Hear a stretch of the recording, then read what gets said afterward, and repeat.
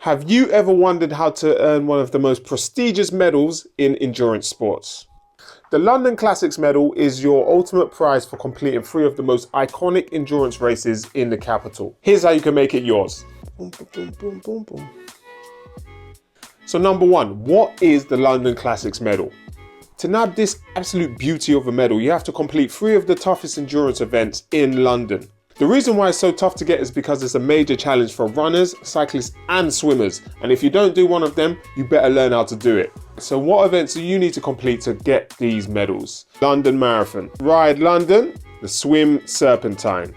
London Marathon is probably one of the most iconic marathons you can do. It is one of the world marathon majors. It's a 26.2 mile run through the city streets of London. I've done the London Marathon twice and I've done the virtual version around 4 times, and it is one of my favourite marathons to date.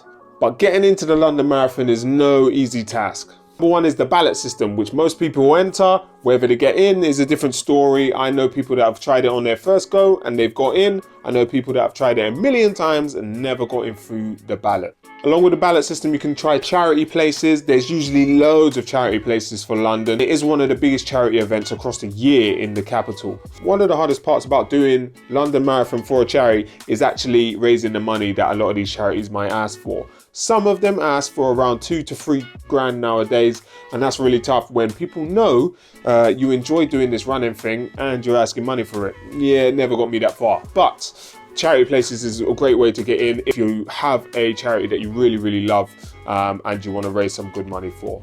Along with that is the good for age system. If you're fast enough in your age category, you usually have the opportunity to register for a good for age place. I'm not that guy. Nope. I'm not as fast as that needs me to be. I know it gets harder and harder every year, but ultimately that's a good way to be able to get in if you are one of the pacier runners. Obviously, when it comes to marathon running, you should probably be training for a marathon and not just jump in willy-nilly like I have done in the past. But there's loads of training platforms out there. There's loads of advice, and it's quite an easy thing to obtain a training plan if you don't want to go through a specific training coach, because they can be expensive. There's loads of plans online. I am running London Marathon 2025 and I'm using the Runner app to train for it. It's been amazing so far. I've got quite a few PBs off of using the Runner app for previous races. So I would recommend it 100%. Feel free to use my code URBAN if you want to try a 2-week trial. I'm currently using the Runner app's marathon training plan to prepare me for London Marathon 2025. It's been fantastic previously, and it's making me a better runner ultimately because I'm following a steady plan where I move training around when I need to. Life is busy, I'm a father of 2 and I have a full-time job, so sometimes I can't get to do the sessions that I want to do or that the plan suggests. So being able to move it around and make it fit and tailor my life is very helpful, and the Runner app helps with that. Plus, it's just an awesome training platform, very easy to use, user-friendly, and hopefully it gets you ready for your next race. On to the next. RideLondon, probably one of the ones that I was scared of the most when I first did it. The idea of cycling 100 miles was not fun for me, but obviously I got the knowledge that I could get this absolute beast of a medal, and I knew I had to do this. I had to do this. So what is RideLondon? RideLondon is a 100-mile cycling challenge that begins and ends in London. The years that I have done RideLondon, and I've done it twice now, it's been the Essex route. Prior to that, it was the Surrey route, which I'm very happy that I didn't have to do because everyone knows the Surrey Hills, and the Surrey Hills are not sorry hills. Let's put it that way. Every time I said I've hated it and I will never come back, but that's because I don't enjoy cycling that much to cycle 100 miles. But I've done it, and given the opportunity, would I do it again? Probably. It is very community led. There's loads of people around there. You've got people that are really good and avid cyclists, and you've also got first timers like I was, shaky Mike on the first time I tried it. But you know, everyone's very supportive, and it is a great event. It's a great event for everyone to get involved in. How do you get into RideLondon? Same as the London Marathon, there is a public ballot. I would say it's a lot easier to get into RideLondon than it is the London Marathon. 2 ballots I've entered and 2 ballots I've got now for RideLondon. So more accessible in terms of application. But obviously, you know, you need a bike, you need all the stuff that comes with a bike.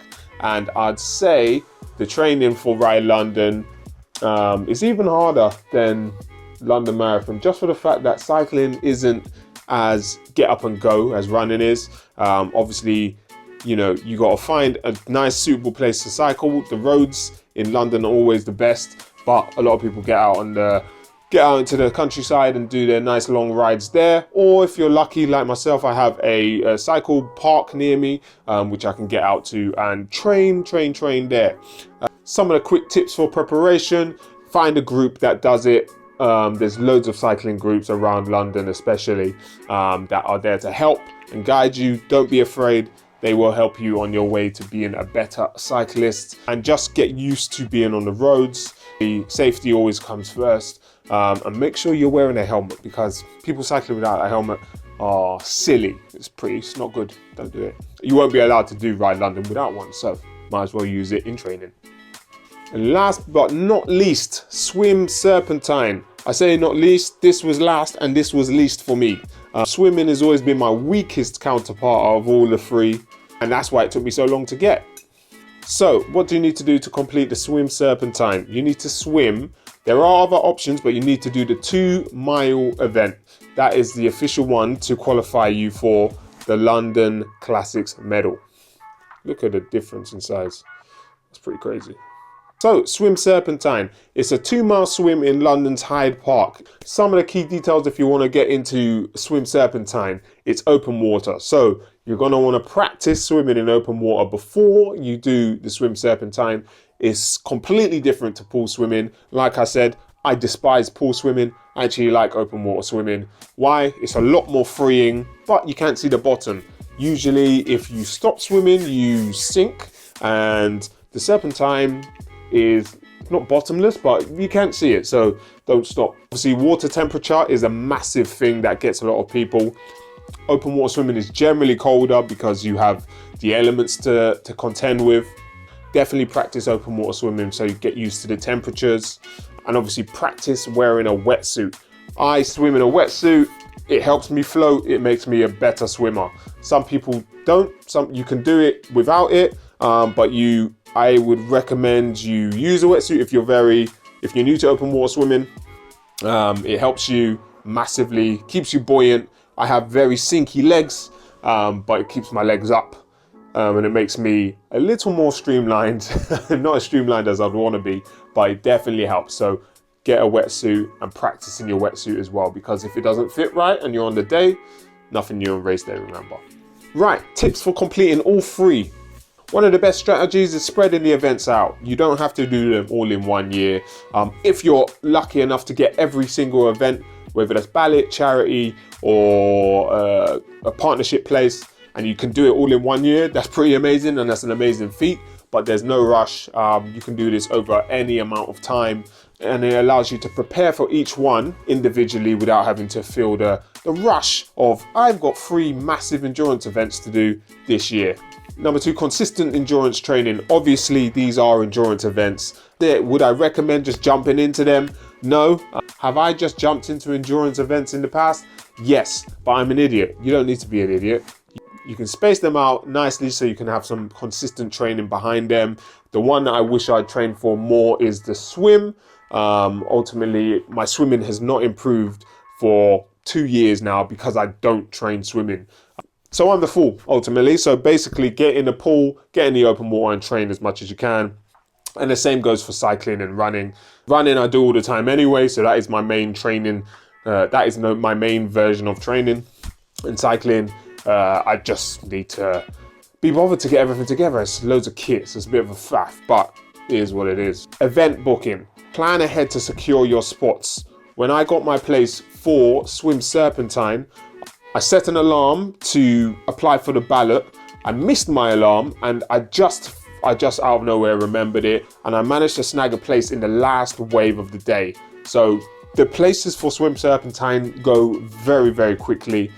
So definitely plan ahead to secure your spots. Same for RideLondon. The events sell out so quick, so make sure that you're set an alarm on your phone. Make sure that you're ready to actually pounce on them event places when you can. And as for London Marathon, Everyone enters a ballot, whether they get it, who knows, but yeah, just take time and plan ahead to be able to secure your places for these events. They are super popular. So the reward, as well as achieving all of the medals you get for each individual race, this is what everyone's doing it for. The London Classics medal. This is an absolute beauty. And it's a beast, it's as big as my head. Boom. You do have to sign up for this individually. There's a specific website that you go to, so type in London Classics on the Google and you'll find it. And then you register and you put in the events that you've done and the event that you'll collect the medal at. So for me, I collected my medal at the swim Serpentine because it was my final one. And then you just put in the details of the past 2 events you've done. Boom, boom. And then ultimately it registers. And when you complete your final event, you go to the London Classics stand and be like, yo, give me my big medal. And they'll be like, yo, here you go. So yeah, that's what you do. I think the main thing to remember is that the London Classics medal isn't just a medal, it's a symbol of your dedication to endurance sports and the connection to one of the greatest cities in the world. So get out there and go and smash it. Are you ready to take on the London Classics challenge? Let me know in the comments below. Don't forget to like, subscribe, and throw your comments in and ask me anything about any of these events. I'll be happy to help and let you know what I thought of them, the actual thoughts of them. Don't really like cycling that much. Swimming didn't really rate, and I love running. So there you go. That's my thoughts in a nutshell. But yes, if you have any questions, please do let me know, whether it comes down to each individual event or you just want to know more about the big one here. And thanks for watching. I'll see you on the next one. Peace. Makes you feel like 50 Cent a bit. It's heavy, proper heavy. Sick. Oh.